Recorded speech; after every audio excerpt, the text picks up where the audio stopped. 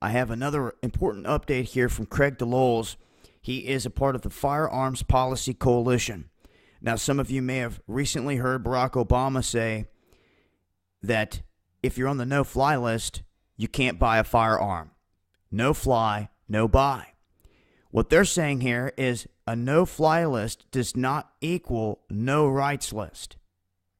What they're saying is that every person out there should have due process, innocent until proven guilty in a court of law. But what they're doing is they're keeping a secret list, and they're saying that you're not allowed to buy a gun because you're dangerous.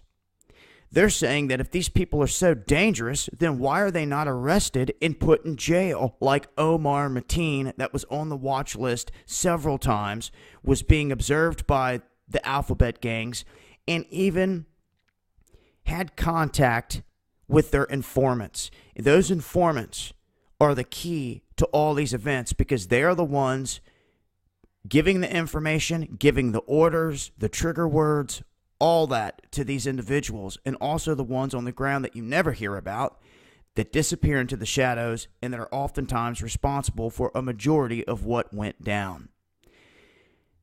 But you'll never hear of them. It is classified information. But many Americans out there wondering, am I on the no-fly list because I shopped at a survival store, or because of this or because of that, just because you used cash to buy something? Most people are never going to know until they attempt to go and buy that gun or that weapon, and they're denied, or they go to get on that plane to fly somewhere and they get shut down.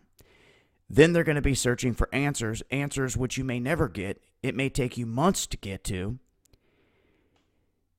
And this is where it sits. They could have millions of Americans on this list, and you just do not know. But they want to make it clear that just because somebody is allegedly on a no-fly list doesn't mean that their rights go out the window. Because what they could do to all of us is say all of you are on this list, and then all of your rights are out the window. You see? Nonetheless, this coalition has been the coalition in California pushing to stop the anti-gun bills. I talked about this before. On the 14th, they voted on 11 different anti-gun bills, and no one even heard about it because 2.5 days before all that, we had the Orlando events. Of course, after the Orlando events, it was going to be hard for any congressman or senator in that room to face the fire of all the rest after the shooting. Now, if there wouldn't have been the shooting, more could have been able to stand up and voice their opinion, but they were shamed. How dare you make a stand with the terrorist is how they tell them. You see? And you have these shills out here like Kim Kardashian acting like she knows something about gun laws, saying that there's a loophole that has been in place they've been begging them to fix forever. You guys know as well as I do, these guys are puppets. They don't know a damn thing except for what they're told. If you want to follow them to your death, go for it.